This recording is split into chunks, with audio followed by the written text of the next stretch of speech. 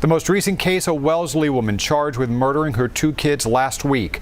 She will soon be brought back to Massachusetts from Vermont to be arraigned. 49-year-old Jeanette McCausland made her first courtroom appearance since the bodies of her 2 young children were discovered in her Wellesley home on Friday.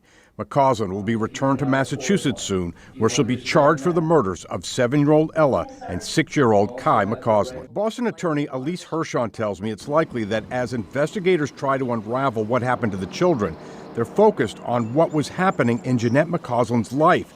There are reports she and her husband were locked in a contentious divorce.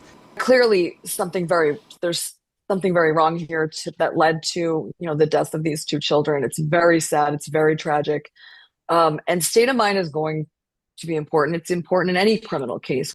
According to Vermont police, Jeanette McCausland fled from Wellesley to the Bennington home of a relative, where she told an aunt that she killed her 2 children and then unsuccessfully tried to take her own life. The case is similar to the case of Lindsay Clancy, the Duxbury mom charged with killing her 3 young children before trying to kill herself. It's expected Clancy's postpartum psychosis diagnosis will be raised in her defense at her upcoming trial.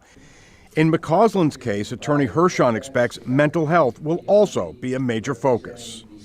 Generally speaking, someone can be overcome by a depressive state without having it come from the birth of their children, right? It could come from a very contentious divorce. It could come from some sort of abuse. It could come from any type of traumatic event that maybe resulted in PTSD or depression, but clearly something that puts somebody in crisis. Jeanette McCausland will be returned to Massachusetts at some point over the next 2 weeks.